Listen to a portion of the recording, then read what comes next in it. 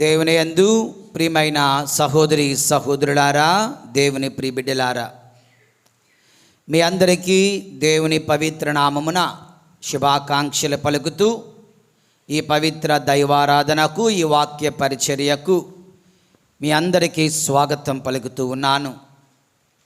పరిచయ మాటల్లో చెప్పినట్లుగా నేటి ఆదివారానికి రెండు చక్కని పేర్లు.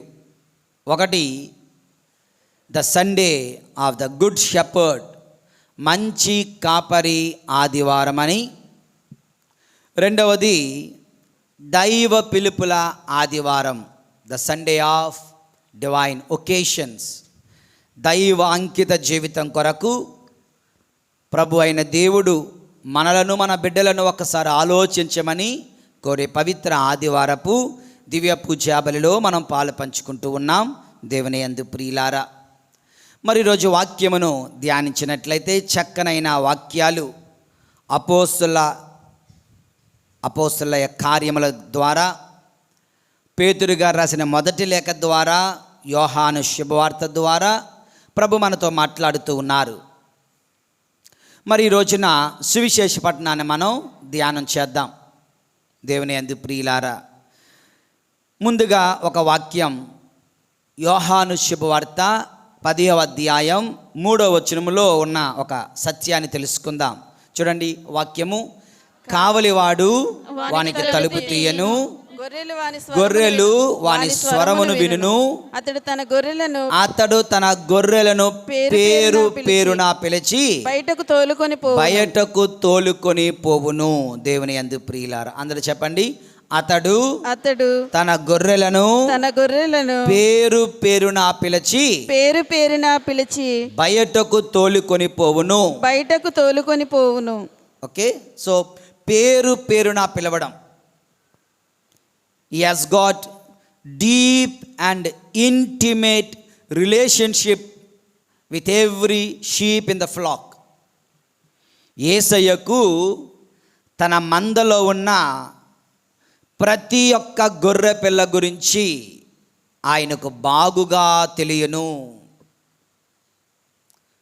He knows you in and out. నీ గురించి ప్రతిదీ కూడా ఆయనకు తెలుసంట.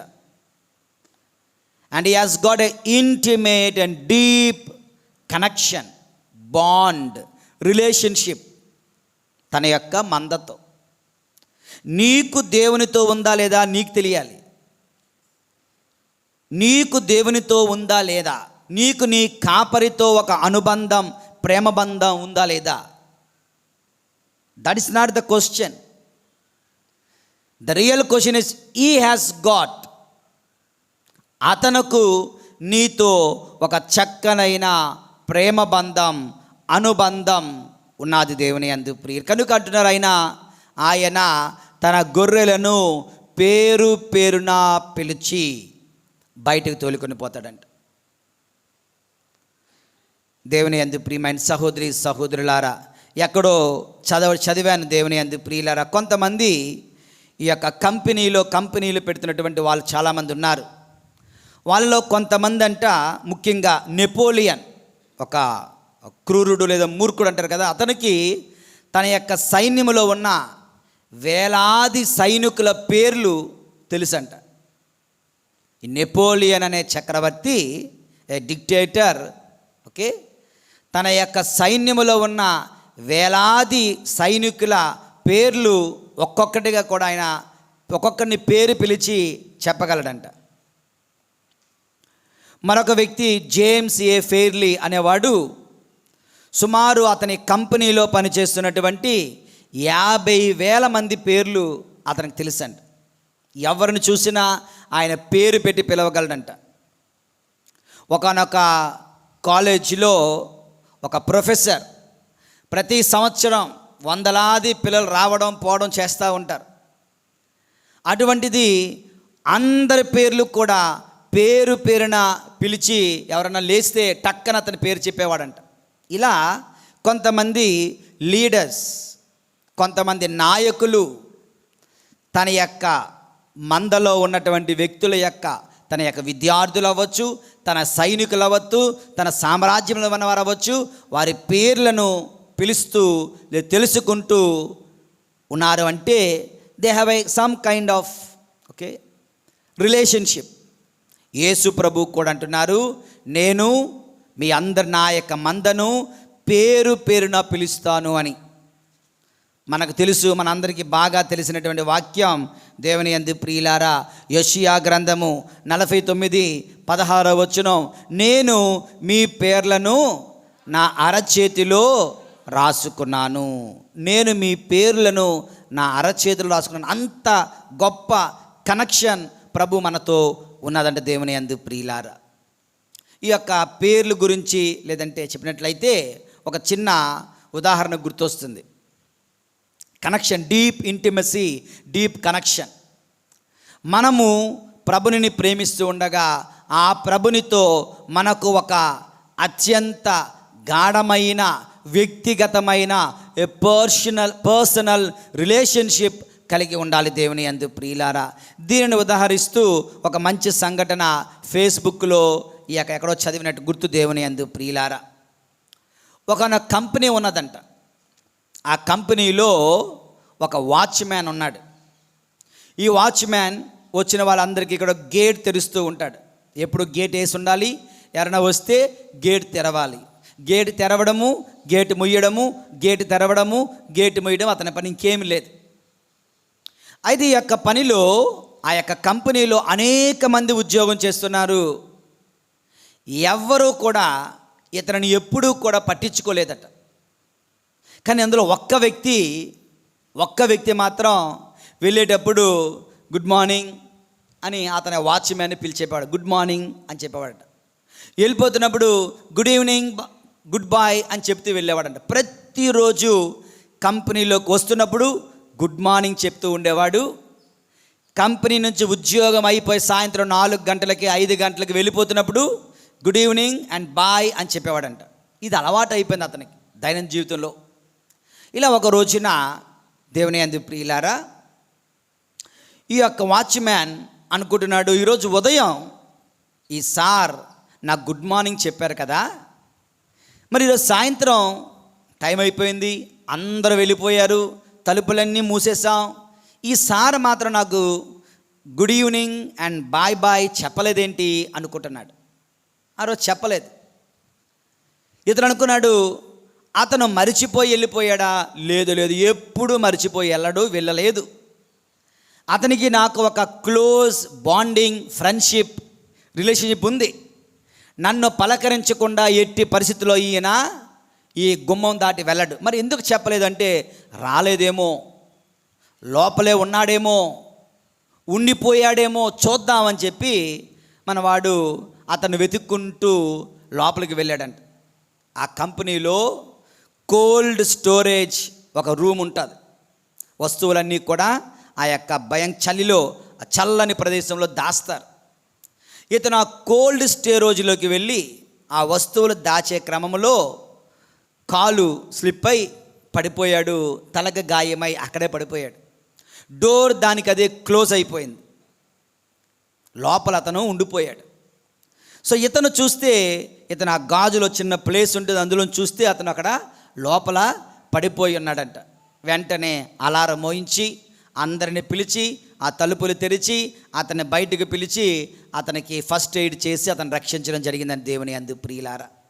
మేనేజర్ వచ్చి అడుగుతున్నాడు, మేమందరం వెళ్ళిపోయాం కదా, ఇతను ఈ లోపల నీకు ఎలా తెలుసు, నీకు ఎవరు చెప్పారు అన్నారు. నాకెవరో చెప్పలేదండి. మరి నీకు ఎలా తెలుసు? ఎలాగండి అంటే ఆయనకు నాకు ఉన్న ఒక బాండింగ్. ఆయన మీరందరూ వందలాది ఎంప్లాయీస్ లోపలికి వస్తారు, బయటికి వెళ్తారు, ఎప్పుడు ఎవరు నన్ను పట్టించుకోరు, నన్ను విష్ చేయరు, నాతో మాట్లాడరు. కానీ ఈయన అన్నాడే, ప్రతిరోజు లోపలికి వచ్చేటప్పుడు గుడ్ మార్నింగ్, బాగున్నావా అని అడుగుతాడు. వెళ్ళిపోతున్నప్పుడు గుడ్ ఈవినింగ్, బాయ్ అని చెప్తూ వెళ్తుంటాడు. ఇలా మా ఇద్దరి మధ్యన ఒక అనుబంధం ఏర్పడింది. కనుక ఆయన నన్ను విష్ చేయలేనప్పుడు ఆయన లోపలే ఉన్నాడేమో అని అనుమానం వచ్చి వెళ్ళి వెతికాను, నేను ఆయన రక్షించగలిగాను అన్నాడంటే దేవుని యందు ప్రియులారా. When there is a bonding you are saved. That is a simple thing. Yesu ప్రభు అంటున్నారు, అతడు తన గొర్రెలను పేరు నేను మంచి కాపరిని, నేను నా గొర్రెలను పేరు పేరున పిలుస్తాను. నా గొర్రెల అవసరాలు నాకు తెలుసు, నా గొర్రెల కష్టాలు నాకు తెలుసు, నా గొర్రెల ఈతి బాధలు నాకు తెలుసు అని. గొర్రె అంటే ఈ రోజుల్లో ఈ రోజుల్లో ఎలా ఉందంటే, దేనినైతే ఎక్కువగా మాట్లాడి వెక్కిరిస్తామో అది ఒక వెక్కిరింపు అయిపోతుంది. ఓకే, అది మంచి మాట అయినా అది వెక్కిరింపు అయిపోతుంది. సో నేను అనుకుంటున్నాను, ఎవరైనా మీరు గొర్రెలు అంటే థ్యాంక్ యూ, మేము గొర్రెలమే, తోడేళ్ళము కాదు అని చెప్పొచ్చు. అవునా కదా? ఎస్, మనము గొర్రెలమే. గొర్రెలు ఎవరికి హాని చెయ్యవు, గొర్రెలమే ఎవరిని బాధ పెట్టవు, గొర్రెలమే తిరుగుబాటు చెయ్యవు, గొర్రెలమే బాధించబడతాం, హింసించబడతాం, చంపబడతాం. గొర్రెలమే అశుద్ధము లేదు, గొర్రెలమే దుష్టత్వం లేదు, గొర్రెలమే తోడేళ్ళమైతే కాదు, ఎవరికి హాని అయితే చెయ్యం. ఈ రోజుల్లో అనేక మంది రకరకాల మూమెంట్స్, జిహాద్ మూమెంట్లు, లేదంటే రకరకాల మూమెంట్స్ వస్తూ ఉన్నాయి. ఆ మూమెంట్స్లో ఏం జరుగుతుందంటే హింసాకాండ, రైలు తగలబెట్టేయడం, బస్సు తగలబెట్టేయడం, భవనాలను బద్దలు కొట్టడం, వస్తువులను బద్దలు కొట్టడం. కానీ ఎప్పుడైనా క్రైస్తవులు ఏం తగలబెట్టారా? ఏదైనా పగలగొట్టారా? ఎవరైనా కాల్చారా? ఎవరి మీద తిరగబడ్డారా? That is the beauty of Christ and his sheep. క్రీస్తు కాపరి మందలో ఉన్నటువంటి మనము గొప్పతనం దేవుని యందు ప్రియులారా. క్రైస్తవులమని ఎప్పుడూ కూడా శాంతి ర్యాలీలు చేశాం కానీ, శాంతి ర్యాలీలు చేస్తాం కానీ క్రైస్తవులను ఎక్కడది మైనమార్, అది ఎక్కడ, మణిపూర్లో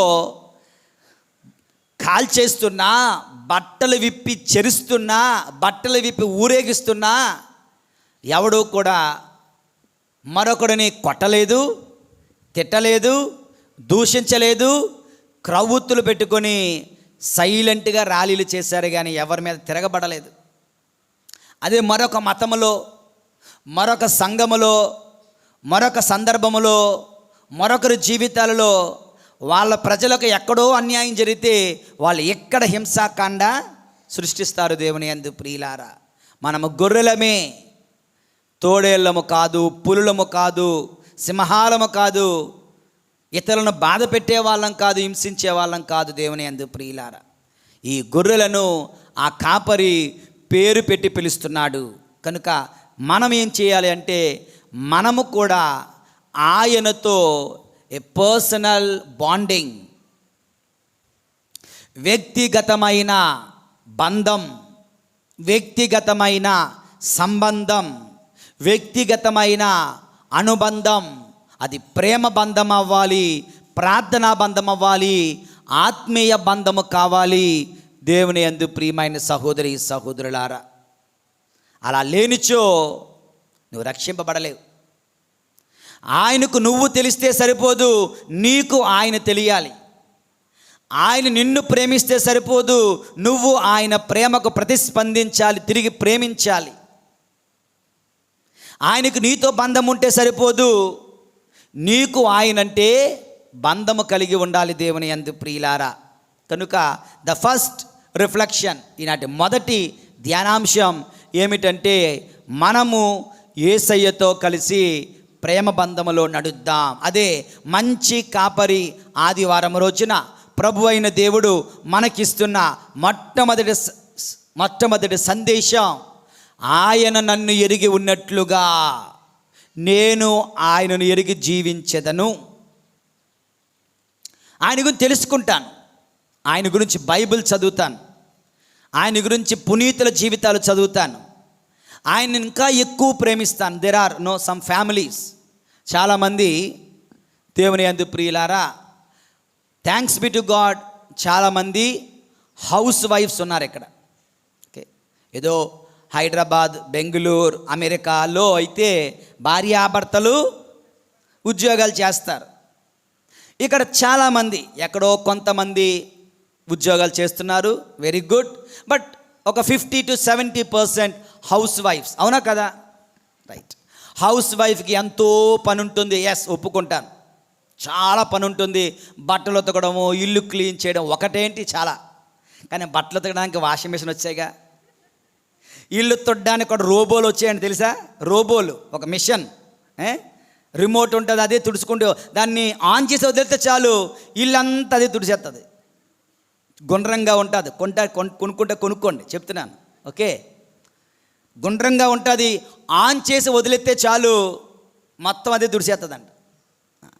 గిన్నెలు కడగడానికి కూడా తెలుసా, గిన్నెలు కడగడానికి కూడా మిషన్లు వచ్చేసాయి.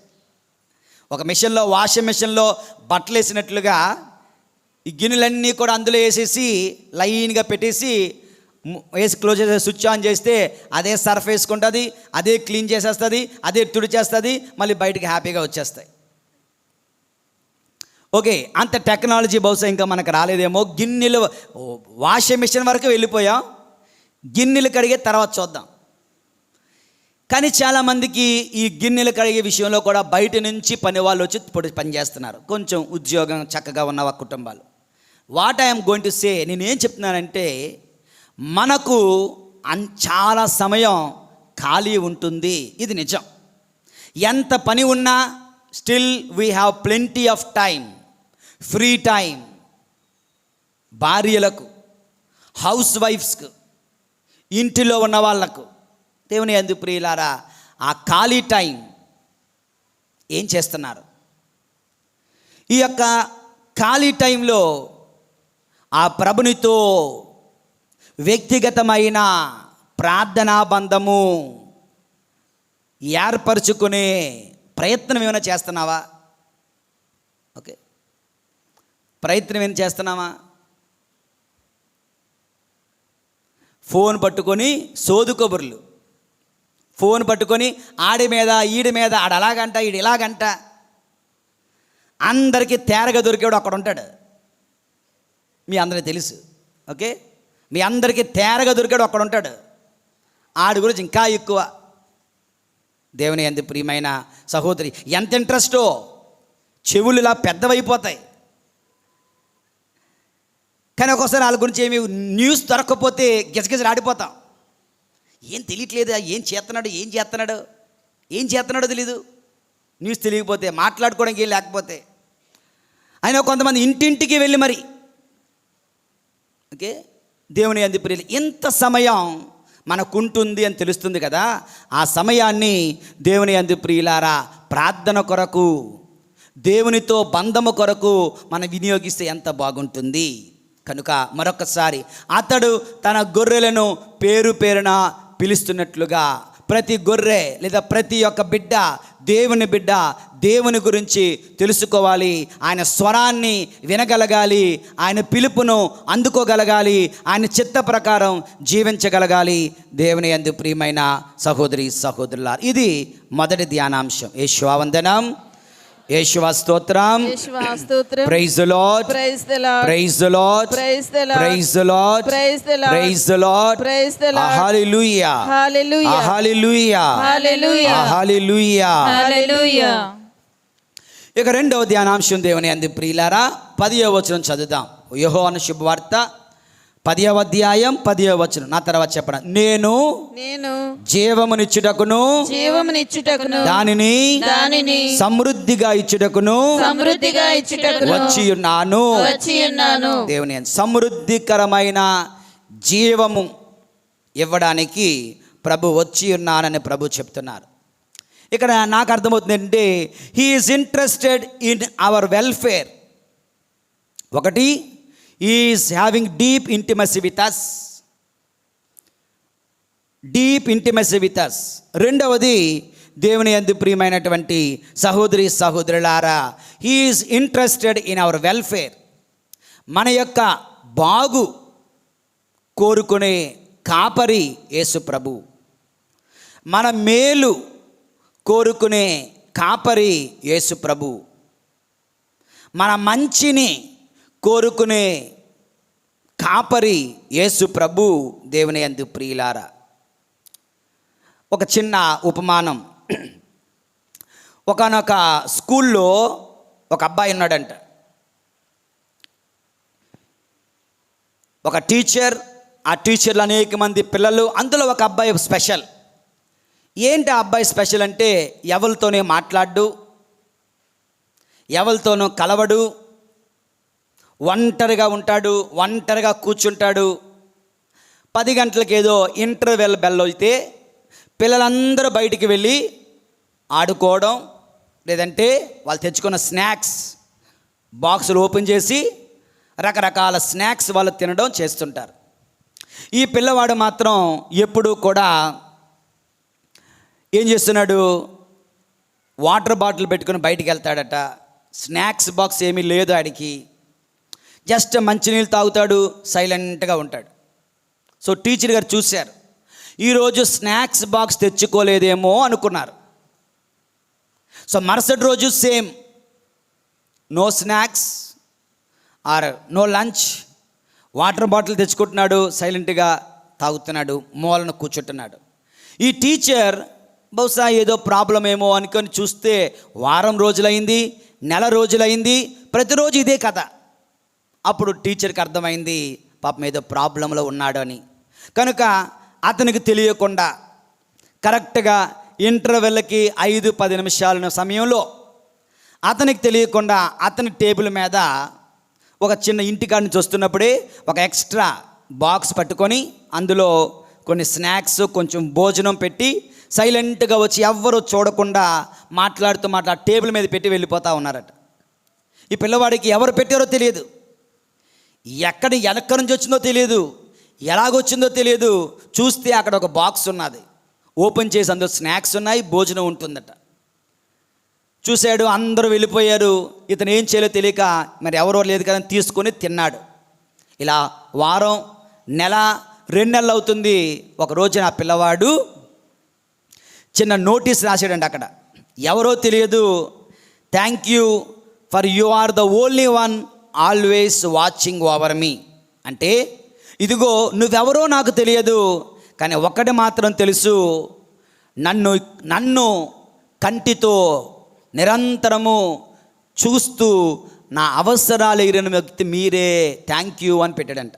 దేవుని యందు ప్రియులారా, మనలను తన కన్నులతో ఎల్లకాలము పరిశీలిస్తూ, పరీక్షిస్తూ, చూస్తూ కనిపెట్టుకుని ఉన్న దేవుడు మన దేవుడు, మన కాపరి, మనలను కనిపెట్టుకుని ఉన్న దేవుడు. ఆ పిల్లవాడికి తినడానికి లేదని ఎవరు గుర్తించలేదు, కానీ టీచర్ గుర్తించారు. ఎవరు పట్టించుకోలేదు, ఆ టీచర్ పట్టించుకున్నారు. ఆ టీచర్ ఆ పిల్లవాడి ఆకలిని గుర్తించినట్లుగా, ఆకలిని తీర్చినట్లుగా మన కాపరి, మన ప్రభువు, మన దేవుడు మన ఆకలిని, మన దప్పికను, మన కష్టాలను, మన బాధలను చూస్తున్నాడు. దేవుని యందు ప్రియులారా, కనిపెట్టుకుని he is watching over you, he is watching over you. ఆయన నిన్ను కనిపెట్టుకుని ఉన్నటువంటి దేవుడు. దేవుని యందు ప్రియులారా, అందుకే తల్లి నిన్ను మరిచినా, తన ప్రేమను పుట్టిన బిడ్డను మరిచినా మరిచిపోవునేమో, నేను మాత్రము నిన్ను మరువను అని ప్రభు అంటున్నారు. అంతగా ఆయన మనకు మన యొక్క వెల్ఫేర్, మన సమృద్ధి, మన జీవము, మన మేలు, మన క్షేమము కోరుకునే ప్రభువు, మన ప్రభువు. దేవుని యందు ప్రియమైన సహోదరి సహోదరులారా, ఎక్కడో మీకు చెప్పాను ఒకసారి, ఒక తల్లి తన బిడ్డను ప్రతిసారి కూడా డ్యాన్స్ క్లాస్కి తీసుకుని వెళ్ళేది. అమెరికాలో నిజంగా జరిగిన సంఘటన. సో డ్యాన్స్ క్లాస్ టైంలో ఆ అమ్మాయి వెళ్ళి డ్యాన్స్ నేర్చుకుంటుంది. ఈ రోడ్డు అవతల, మెయిన్ రోడ్ అవతల, ఈ రోడ్డుకి యువతల ఈవిడ షాపింగ్ చేసేస్తుంది. ఆ వారానికి కావాల్సిన వస్తువులు, కాయగూరలు, ఇక డిమార్ట్ లాంటిది ఉంది, అందులో షాపింగ్. ఈవిడ షాపింగ్ అయిపోతుంది, ఆవిడ క్లాస్ అయిపోతుంది, రెండు కూడా ఇద్దరు కలిసి మళ్ళీ ఇంటికి వచ్చేస్తారు. ఇలా ఎన్నో రోజులు గడుస్తూ ఉన్నాయి. ఒకరోజు ఈ తల్లికి ఒక ఆలోచన వచ్చిందంట. రోజు చేసే షాపింగే కదా, నా అమ్మాయి డ్యాన్స్ వేస్తుంది, డ్యాన్స్ నేర్చుకుంటుంది కదా, ఒకసారి వెళ్ళి దూరం నుంచి మా అమ్మాయి డ్యాన్స్ ఎలా నేర్చుకుంటుందో ఎలా వేస్తుందో చూస్తాను అన్న ఆలోచన మనసులో పుట్టిందట.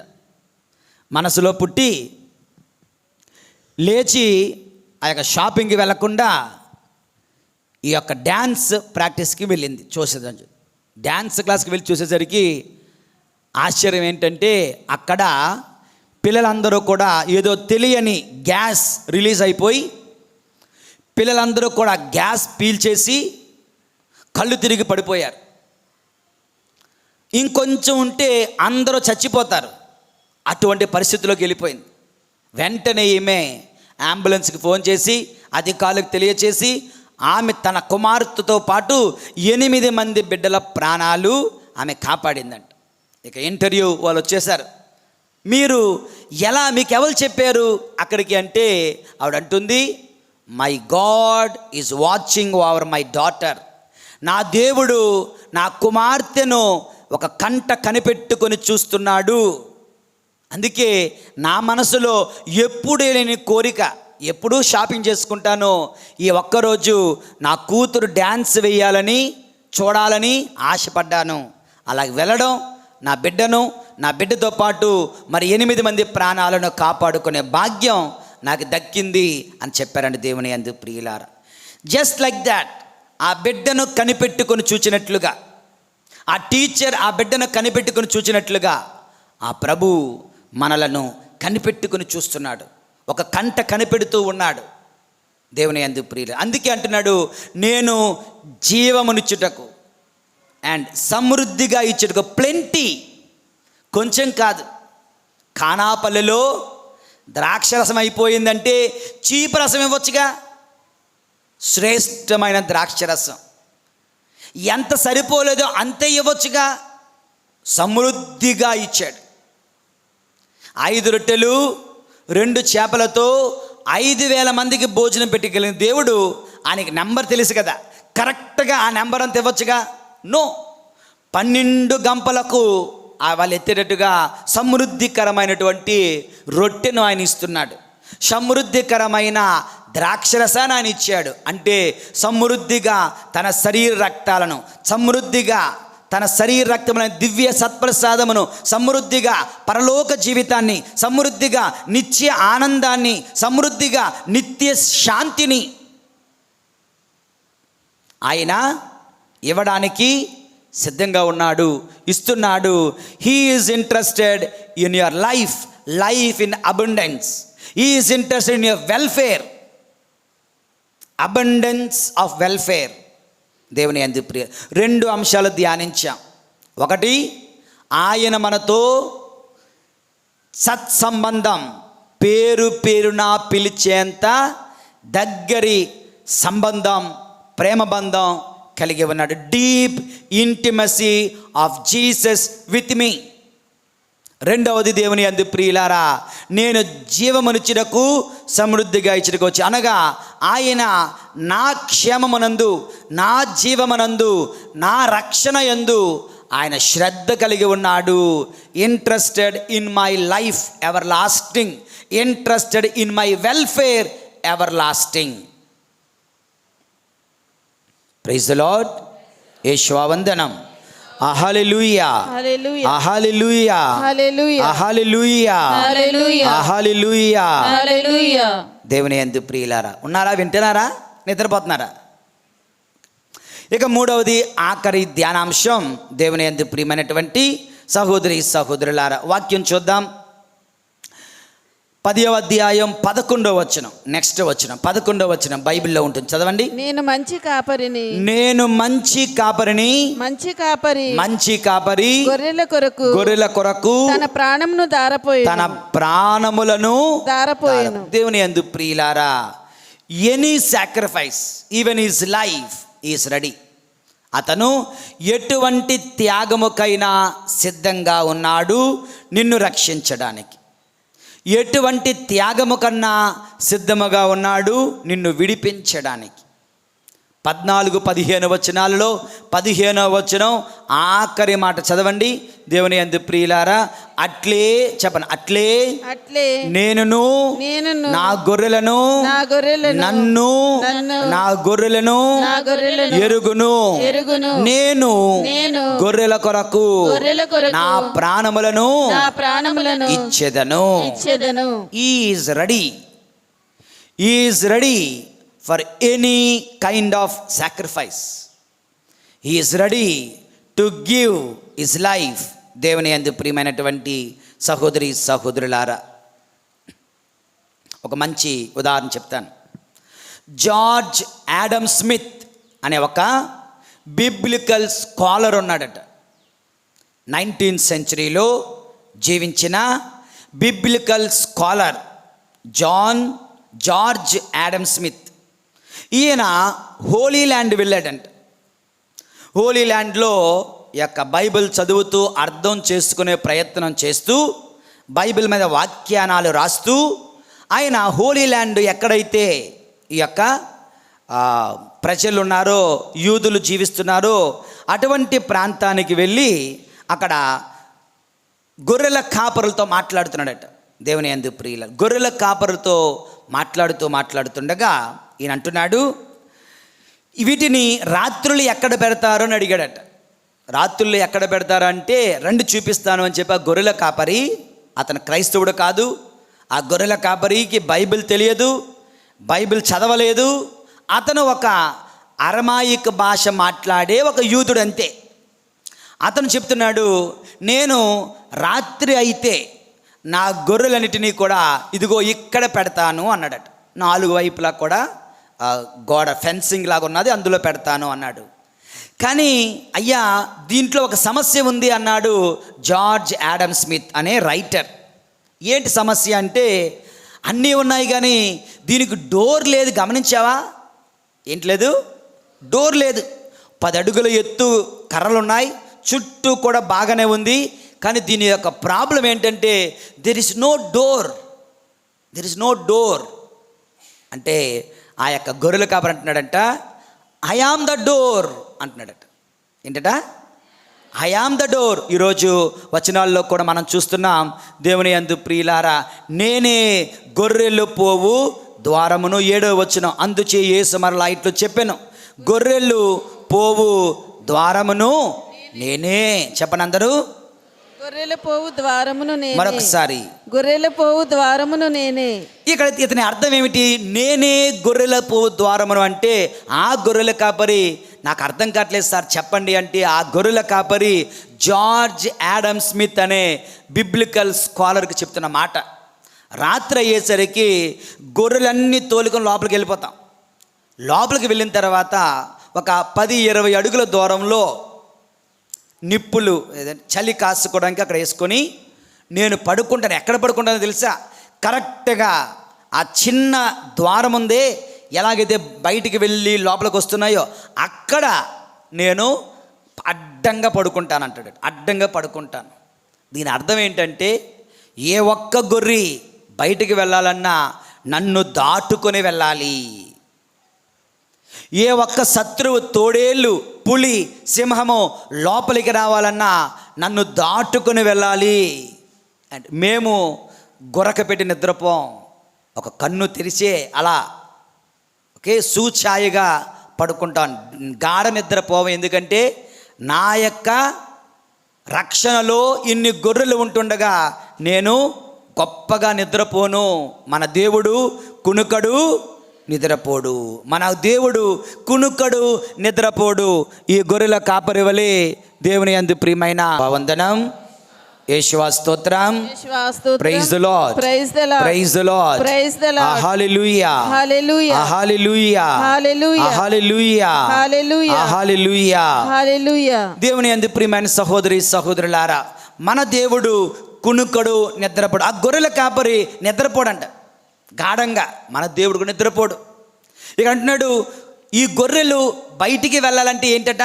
నన్ను దాటుకొని వెళ్ళాలి. అంటే ఏంటో తెలుసా? మనము పాపము చేయడం అంటే, మన దేవుణ్ణి దాటుకొని వెళ్ళడం. Hello, listen everybody, listen. పాపము చేయడము అంటే మన దేవుణ్ణి దాటుకొని వెళ్ళిపోవడం, మన దేవుణ్ణి కాదనుకొని వెళ్ళిపోవడం, మన దేవుణ్ణి కాళ్ళుతో తొక్కి వెళ్ళిపోవడం. అర్థమవుతుందా? మన కాపరిని కాలితో తొక్కి వెళ్ళిపోవడం. గొర్రెలు లోపల ఉన్నాయి, మధ్యలో అడ్డంగా కాపరి పడుకుంటాడు. కాపరి నిద్రపోడు, మన దేవుడు నిద్రపోడు. గొర్రె బయటికి వెళ్ళాలంటే కాపరిని దాటుకొని వెళ్ళాలి. అంటే నువ్వు నేను పాపము చేయడము అంటే మన ప్రభుని మీరి వెళ్ళాలి, దాటి వెళ్ళాలి, కాదని వెళ్ళాలి, వద్దు అని చెప్పి వెళ్ళాలి దేవుని యందు ప్రియులారా. ఇక ఒక పులి, ఒక తోడేలు, ఒక సింహము రావాలంటే ప్రభుని దాటుకొని రావాలి, కాపరిని దాటుకొని రావాలి.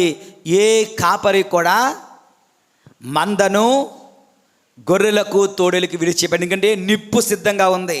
వాటికి నిప్పు అంటే భయం. ఏ తోడేలకైనా, పులికైనా, సింహానికైనా నిప్పు రెడీగా పెట్టుకుంటాడు. పొడవాటి బల్లెం రెడీగా పెట్టుకుంటాడు. కర్ర, పొడవాటి కర్ర. కర్రతో కొడితే ఎటువంటి సింహమైనా పులైనా సరే భయపడిపోయి నాకన్నా, ఓకే, వాటి సైకాలజీ ఏంటంటే ఎవరైతే దానికన్నా పొడవు ఉంటారో దాన్ని చూసి భయపడతాయి. ఇప్పుడు సింహం ముందు మనం కూర్చొని ఉన్నాం అనుకో, మన పేక పట్టుకొని వెళ్ళిపోతాయి. సింహం ముందు, పులి ముందు నిల్చున్నాం అనుకో, అది తలెత్తుకొని చూడాలి, నిన్ను భయపడతాయి, నిన్ను చూసి భయపడతాయి అంట. సో ఇతను పొడవాటి కర్ర పట్టుకుంటే ఆ కర్ర ఎంత పొడవు ఉందో ఆ పులి ఏమనుకోండి, ఇది ఎంత పెద్దవాడు, వీడితో మనం చేయలేం. దాంతో ఒక్కడు మోదితే అది పారిపోతాయంటే దేవుని యందు ప్రియులారా. కనుక సింహములను, పులులను, తోడేల నుండి తన యొక్క గొర్రెలను కాపాడుకుంటాడు గొర్రెల కాపరి. దేవుని యందు ప్రియులారా, ఈ బిబ్లికల్ స్కాలర్ ఆశ్చర్యపోయాడంట. యేసు ప్రభు కూడా నేనే ద్వారమునన్న మాటలను ఈ ఉద్దేశంలో చెప్పారా అని. కనుక దేవుని యందు ప్రియులారా, ఆయన మనలను కాపాడుకుంటున్నాడు, ఆయన మనలను రక్షించుకుంటాడు. ఈ రోజున 3 అంశాలు ధ్యానించాం. సింపుల్గా చెప్పాలంటే deep intimacy of the shepherd, interested in the welfare of the sheep, ready for any sacrifice of his life for his sheep. ఇంగ్లీష్లో, తెలుగులో దేవుని యందు ప్రియులారా, మనలను పేరు పెట్టి పిలిచేంత గొప్ప ప్రేమ కలిగిన మంచి కాపరి. రెండవది, మన జీవము, మన క్షేమము, మన మేలును మాత్రమే కోరుకునే మంచి కాపరి. మూడవది, మన కొరకు తన ప్రాణాలను సైతం ధారపోసే మంచి కాపరి. నాకు చాలా ఇష్టమైన ఒక సన్నివేశం.